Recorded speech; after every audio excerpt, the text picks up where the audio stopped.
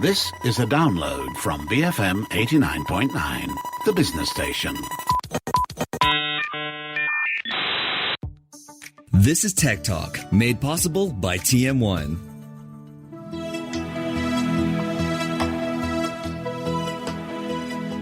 It's Fun Friday. My name is Jeff Sando, together with Culture Pop's Matt Armitage. A while ago, MSP did a show titled Let the Sun Shine, which was all about the positive and uplifting stories coming out of the worlds of technology and science. We promised that this would become a regular feature on the show, and after only 10 shows, it's back. Hey, Jeff. No, I mean, it's not my fault. So much has been going on. You know, we couldn't ignore the moon landing anniversary or the Walkman anniversary. So, yeah, I admit we are a bit late coming back to this. So I thought we'd call these shows The Knowledge. So they will become a regular feature along with the MSP Icons shows, like the Walkman ones that we introduced. And so in that way, we can have a look at some of these good stories coming out of technology, but also have a look at some of technology's greatest hits and look at the kind of cultural impact that these things are having. All right, so on with the good news then. What are we starting with? Well, on last week's show, we reported that there had been delays with the launch of India's Chandrayaan-2 moon launch. They launched earlier this week on the 22nd of July. And if the flight is successful, then the orbiter will discharge a small lander called Vikram and a rover called Pragnan. It should arrive at Moon Central on the 7th of September. There will be a Moon Central one day. I mean, we know there's going to be. Vikram is set to explore 2 craters near the South Pole and will examine the chemical constituency of the dust around the craters. And both the lander and the rover should have around 14 Earth days of power. I like to be able to say Earth days.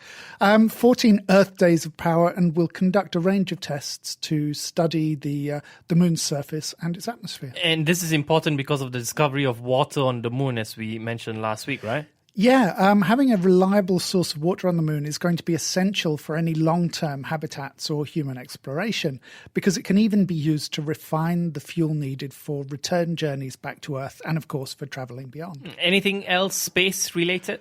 No, I'm going to give everyone a break from my space obsession. Interestingly, when I dictated my notes, they wrote this down as my MySpace obsession, which just goes to show you how behind the times Apple is with its AI game. Instead, I'm going to talk about something that is probably as amazing as space, and that's the remake of The Lion King. Well, I didn't have you down as a Disney fan. Actually, I'm not. I had no interest in the original movie. People have even tried to drag me to see the musical.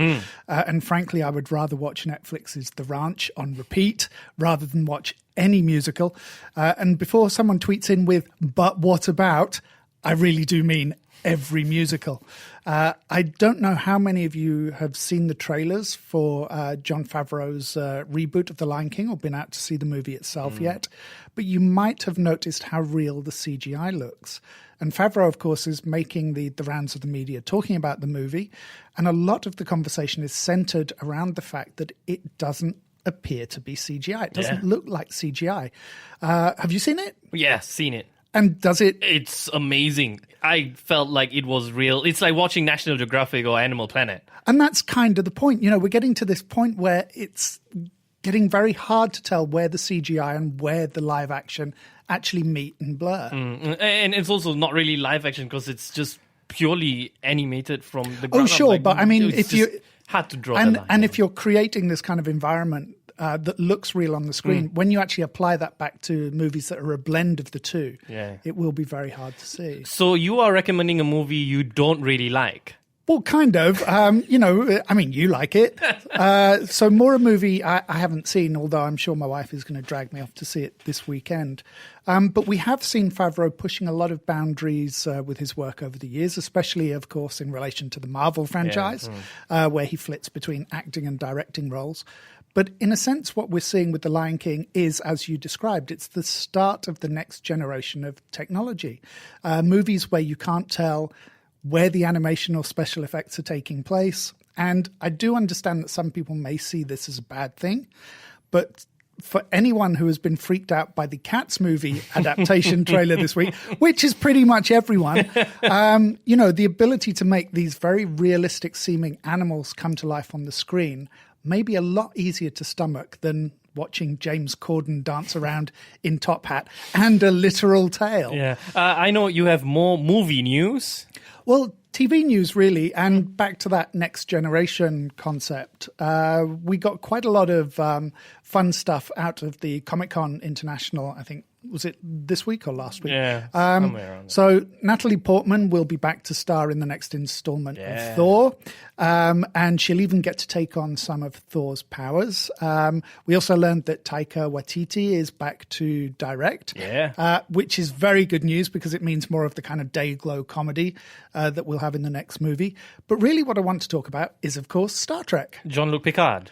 For listeners of a certain age, Star Trek The Next Generation might not be the classic Star Trek series, but for a lot of us, Jean-Luc Picard is the definitive Enterprise captain. Mm-hmm. William Shatner as Kirk is a lot of fun, but Patrick Stewart gave the role that kind of seriousness, that gravitas. Yeah. Now, I admit that I've been a little disappointed by the recent Star Trek reboot Discovery, mainly because I think the usually fantastic Michelle Yeoh is utterly useless in the show to the point of making me want to hurl objects at the screen. She can ruin scenes simply by coming into shot. I don't know how she manages it. Anyway, various members of the Next Generation crew look likely to co-star in the new series Picard, or at least guest spot. And it goes into slightly unusual territory because it focuses on a retired Picard who seems to have fallen on, if not hard times, then, of course, difficult circumstances. I guess the big question is, why am I mentioning this on a tech show? Yeah, exactly. Why are you mentioning this on a tech show? Because Star Trek has often been a bellwether and a beacon for science and technology. It makes use of the latest scientific discoveries. It treats experimental theories as though they have been proven. And it invents really outlandish stuff that the science community essentially takes as a challenge. Plus, Data's an android, and he's back. So if you haven't seen it already, the trailer is out. That's Picard. So watch it and tell your boss it's scientific research. Maybe scientific research is something we should get back onto. Okay, well, here's a story that's actually closer to home. A team of researchers at the University of Singapore, and going back to the fact that I talked about Star Trek and showing that wasn't a waste of time, this is really, really outlandish stuff. So the Singapore team has developed an artificial skin that can sense temperature and pressure and can process the information thousands of times faster, or about 1,000 times faster rather, than the human nervous system. And this is supposed to be a good news show. I'm sensing something scary. Well, I did say it was outlandish, and that's something that you get with a lot of new technology. To begin with, it does seem a little bit scary. Yeah, but this is super sensing robots. That is scary. We've done a few shows this year about how essentially useless robots and AI actually are. It was that item we mentioned about the Amazon robots that have to be fed by human beings. This kind of technology would allow the robots to be much more sensitive. Emotionally? I'm good with the concept of robots with emotion. It's the rest of humanity it gives nightmares to. But the skin can also detect how much an object flexes, and that's really important. As important as knowing how much pressure to exert. And that's one of the real obstacles to the kind of machinery that we have today. And that's why Amazon has to have humans feeding the objects to the machines, because they can't get that combination of flex and pressure that is just natural to us. You do know that your idea of good news is very strange. Well, if you don't like the robot aspect, then think of it from a human perspective. The skin can also be used in prosthetic limbs or for people experiencing paralysis to give them that feeling of sensation again. So things we take for granted, like gripping a cup or a glass and knowing what the temperature of the liquid is. So if you don't have sensation in your hand, you pick up that cup and you're going to burn your skin. Yeah. And these aren't necessarily examples that have been specified by the Singapore design team, but I can imagine this replicant skin being incorporated into spacesuits, diving rigs, all those hazmat suits that health professionals and military people like to wear. Yeah, it might be better if you don't call it replicant skin. Yeah, but you have to let me deliver the good news with at least a side order of gross out. All right, give us something quick as we head into the break. Browser extensions. Now, exactly that reaction. We don't talk much about browser extensions, mostly because of that reaction. I'd frankly rather watch a musical. Some of you may have read a report over the last week that singles out some of the kind of ethical behavior of social media influencers. And it doesn't have great things to say about Malaysia's social media influencers. So a team at Princeton University has come up with a browser extension called Ad Intuition, which is a plugin for Firefox and Chrome. At the moment, I think it only works on YouTube videos, but they are hoping to expand it to blogs and other platforms as well. But if you enable the extension, a warning will pop up on your screen if the video you're watching has affiliate links that the creator receives a commission for. Clever. Exactly. So some video makers are good and honest. They make it very clear if something is a commissioned product review or if they earn any money from you clicking on any of the links attached to the video.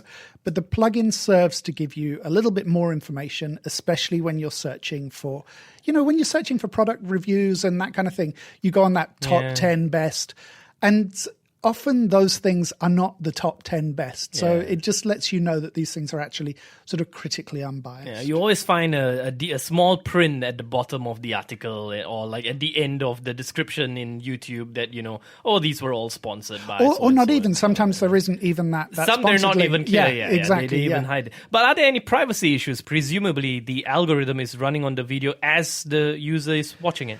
Yeah, I mean, it would be pretty much impossible for the Princeton team to go out and analyze every bit of video content on YouTube, especially as, millions of hours are being uploaded every day. That in itself is a bit Big Brother-like. So we've come to look at data scraping in a very different light over the last couple of years. So we wouldn't like an extension that did a lot of data scraping. So yes, if you opt into the data feedback option, and you don't have to, it will send information about the affiliate links and identifiers of that video back to their servers, although it will anonymize your user ID. It doesn't take any of the identifiers that can be used to identify you. But I guess in this case, you can think of that data sharing as more of a community service because it's not being monetized. And as more people use these tools, it pushes content creators to act more responsibly and act more transparently. Because there's no problem with earning money from brand tie-ins and endorsements, but telling us that whatever product is the best you've ever tried because someone is paying you, that's not the kind of behavior that really we should be supporting. All right, when we come back, can Matt stop himself from talking about space, dark matter, the musical, Superflies, and of course AI here on MSP? Be right back. BFM 89.9. You're listening to Tech Talk, made possible by TM1.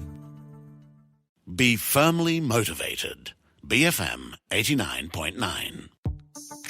You're listening to Tech Talk, made possible by TM1.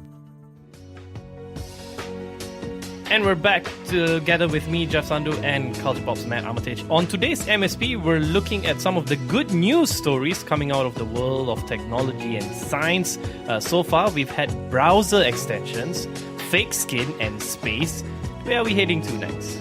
Well, as you know, I always like to try and throw in a kind of positive AI story into some of these shows. So a team at the University of Tartu in Estonia built an experiment based on the behavior of chimpanzees in the wild. So the test was designed to train an AI to be able to see the world from someone else's perspective. Now, I know that doesn't sound like much, but that's one of the basic skills that human beings and a lot of other species with higher intelligence use for simple survival. In humans and some other species, it's linked to emotional responses as well. And it's imperative for intelligent machines to have this understanding if they're going to interact with us and to have any real understanding of the world that they and we share together. And where do the chimps come in? Well, the team in Estonia used a chimpanzee feeding study as their inspiration. So dominant chimps in the wild take their pick of the available food. Subordinate chimps will only eat if they're not being observed by the dominant chimps. So the team in Estonia tried to replicate this experiment. They set up a game in a simple grid, 11 squares by 11 squares. 2 AIs were set against each other. One was in the dominant role, one was in a subordinate role. And the subordinate gained points if it ate food that the dominant AI couldn't see, and it lost points if it ate food while in the dominant's line of sight. And how close are the machines to aping our own reasoning capabilities? Well, just to show you how vast that gap still is, this is a skill that humans and chimpanzees have pretty much automatically. It took the AI thousands of trials before they learned a skill that is essentially hardwired into us. On the other hand, those thousands of trials can be achieved and overcome in a very short period of time, while our timeline for learning new skills is on a much slower evolutionary and kind of social and cultural pathway. So you start to be able to see the enormity of the difference between natural and machine intelligence, but you can also see the incredible speed at which they're converging. So more bad news dressed up as good news, I think. Anyways, anything else that's likely to get people to change their minds about AI? Probably not. So let's talk about dark matter instead. I think we mentioned probably on a Geeks episode a while ago, one of the reasons that we can't see dark matter, this is just a theory, by the way, one of the reasons that we can't see dark matter in our universe is because it might all be in a mirror universe running parallel to our own. Full of people who are probably shoveling their way through a blizzard of this stuff. They're probably standing around going, we could really do with less dark matter. Is there anywhere that we can... Of course, it's very difficult to get a handle on something that is supposedly a building block of our universe when you can't see or even detect it. So a sound artist, a theoretical physicist, and an AI music maker have teamed up for an installation at London's Science Museum that essentially interprets dark matter as music. It sounds like a bad joke. A sound artist, a theoretical physicist, and an AI walks into a museum. Yeah, exactly. It sounds... But is this really science? Normally when dark matter is simulated, the results are tabulated as dots on a screen. So that might look impressive to other scientists, but, what does it tell people like us, the casual observer? So sound artist Aura Satz has created an installation that is designed to unsettle its audience. It seems that the idea was to create something that was deliberately intangible, so that it's a bit like the dark matter itself, something that is constantly moving and changing, but never quite takes a form we can quite understand or forms, what we think of as normal shards of melody or harmonics. And it's part of a wider exhibition on dark matter that will be running at the Science Museum until the 26th of August. You really want to go, don't you? Wouldn't you? No, I've been to other sound installations at the Science Gallery, and they're always absolutely amazing. Sound art in general is something that we don't give enough time or consideration to, which is weird because in general, it's a lot more accessible than most forms of art because you can release it and allow people to enjoy it in its unadulterated form, no matter where they are. It's not like looking at a picture of the Mona Lisa on your computer screen versus visiting the original at the Louvre. You're actually experiencing the original piece of work. All right, that's the art history lesson over for today. I believe you promised us flies. Yes. Now, most of us are not fans of the fly. It's probably true to say. Our relationship with them at best is probably genocidal. There's something about even the sound of a buzzing fly that sets people on edge. If there was one in the studio right now, we would probably be too preoccupied to actually do this show properly. The fact that they target food and waste in our homes makes them especially unwanted visitors. But that's all about to change. Yes, we've talked about all kinds of insects being touted as the new future of sustainable food and protein production. We've talked about crickets and grubs and beetles and, of course, lab-grown meat. But we haven't talked much about flies. A company called Entercycle in the UK is farming flies. Specifically, it's farming the black soldier fly. How is this good news? Because this is absolutely gross.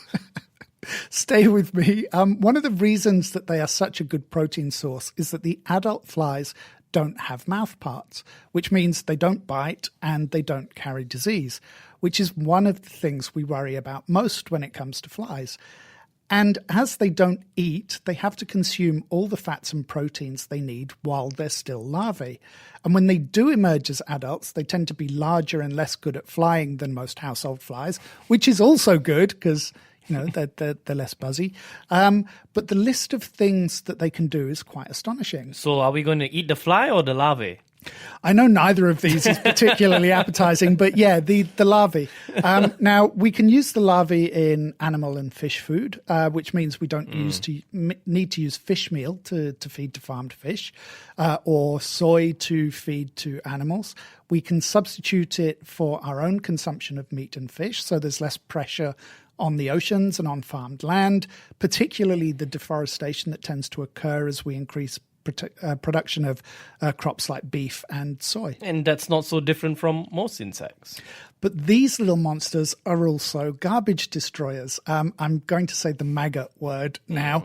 But they can digest a lot of the waste, the household waste that we produce, and they do it without creating greenhouse emissions.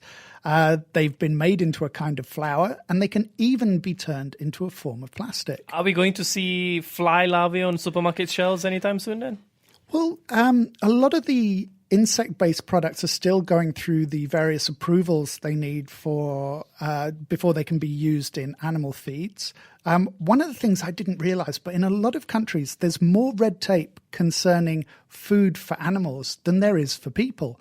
So weirdly, it's easier to put them on a supermarket shelf than it is to put them as feed for animals or fish. But we are starting to see both. And there are black soldier fly larvae farms popping up all over the place. I mentioned the company in the UK. There are also farms in South Africa and the States. And it seems that it's an area getting interest from a lot of these agri-tech venture firms as well. Thanks for turning my stomach upside down. What are we going to wrap up with? Well, as you mentioned wrapping, I'm going to break my word and do one final space story this week. I know I couldn't do it. No, we mentioned on last week's show that putting stuff into space is relatively cheap if you're willing to ride share. Well, one of the passengers on the SpaceX Falcon Heavy rocket that was launched on June the 25th was the LightSail 2. And I think we talked about the LightSail before, back in about 2015. It's essentially an engine.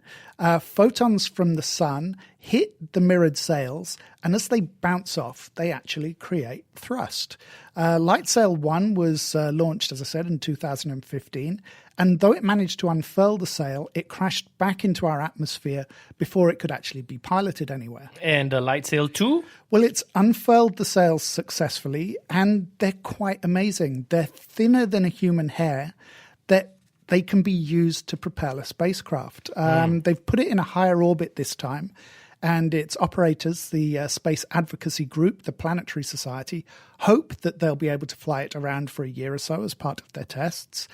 In the future, it's hoped that the technology based on the sail will make it possible to keep satellites in orbit or even to fly small craft further out into the solar system without requiring the huge amounts of fuel that are currently needed to propel them. So essentially, this technology that has been the mainstay of maritime exploration on Earth for thousands of years may soon be the mainstay of our efforts to explore space. And that's where we come back to Jean-Luc Picard. I still can't get over the fact that you're advocating people to eat flies. Because apparently that's... I've just talked about a sail that can send you out to the edge of the Maybe universe. You should have started with that first. And you want to talk about flies. Maybe you should have started with that first before talking about, eating larvae and that's going to be our diet. At least I didn't end on the flies. We'll be right back with Geek Squawks after this, BFM 89.9. Tech Talk, made possible by TM1. To learn more, visit tm1.com.my. Thank you for listening to this podcast. To find more great interviews, go to bfm.my or find us on iTunes. BFM 89.9, the business station.